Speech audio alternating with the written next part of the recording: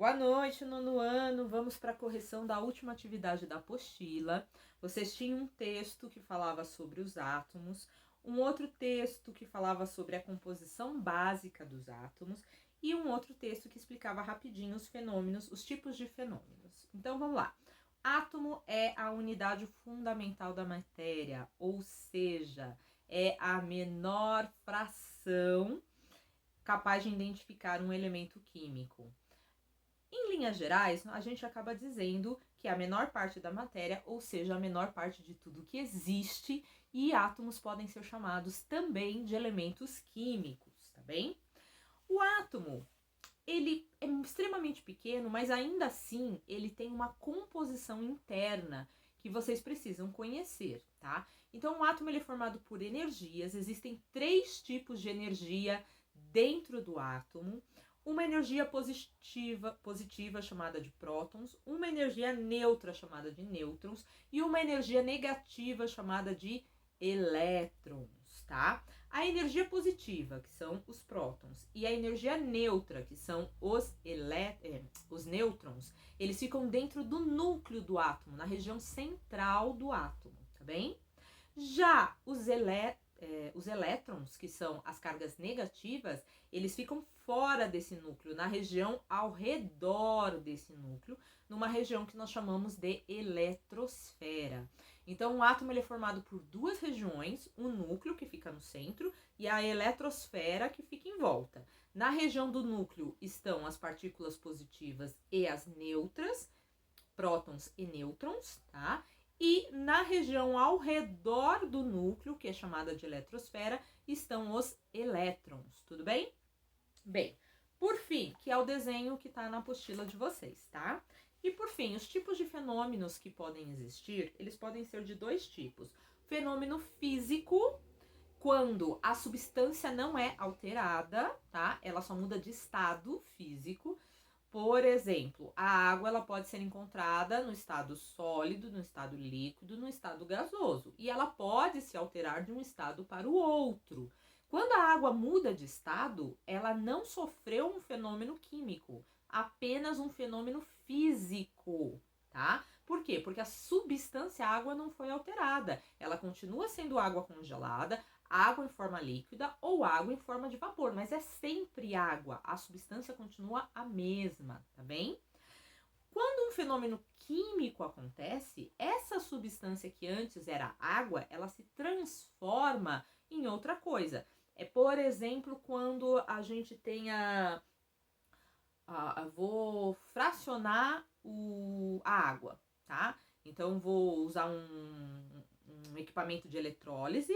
A água vai passar por um processo químico chamado eletrólise, e nesse processo químico vai ocorrer a separação do hidrogênio e do oxigênio, formando gás hidrogênio e gás oxigênio.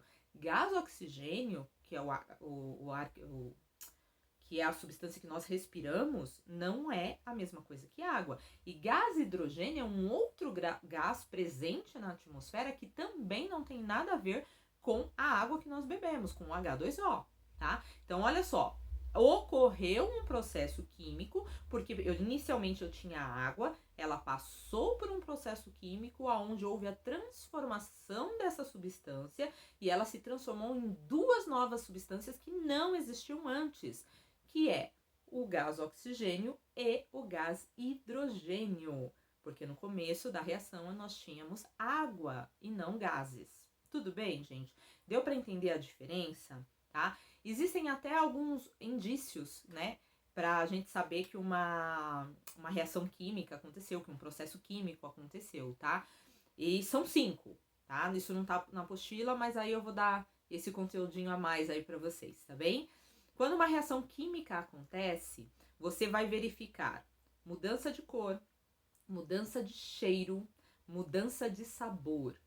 Você vai reparar que houve liberação de gases e produção de calor, tá? Quando esses indícios estão presentes, isso aqui ocorre numa substância, provavelmente ocorreu uma reação química e a substância que antes estava ali ela não vai existir mais. É o que acontece, por exemplo, quando a gente mistura bicarbonato de sódio, que é aquele pozinho branco, com o vinagre, né? Aquele que a gente coloca na salada. Inicialmente a gente tinha um vinagre, que é o ácido acético, e o bicarbonato de sódio, que é aquele pozinho branco, que é uma outra substância química. Quando você mistura, eles vão ferver, vai evaporar um gás. Esse gás que sai é o gás carbônico, tá? Que se formou, que não existia antes ali.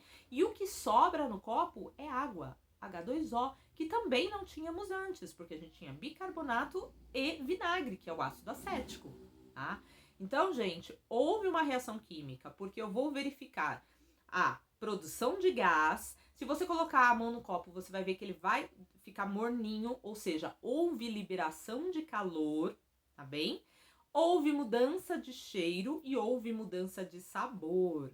Em algumas vezes ocorre até a mudança de cor, tá? Aí vai depender aí da cor que era o seu vinagre. Tudo bem? Gente, obrigada. Vamos agora corrigir as 5 últimas atividades, tá bem? Defina átomo corretamente. Átomo é a menor parte da matéria, ou seja, a menor parte de tudo que existe no universo, no planeta e fora dele, e pode ser chamado também de elemento químico.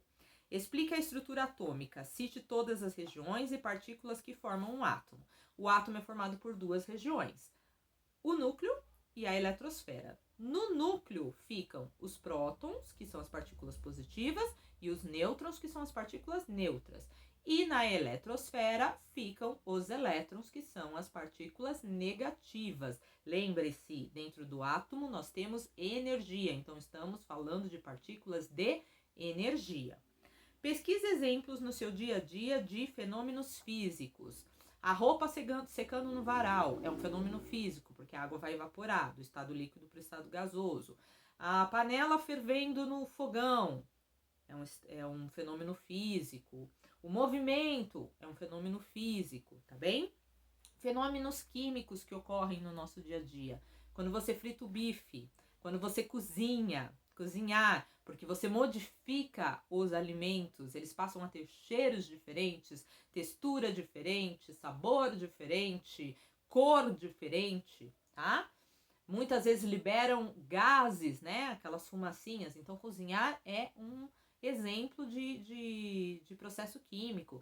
A decomposição dos alimentos, quando os alimentos estragam, apodrecem, é um processo químico, tá bem?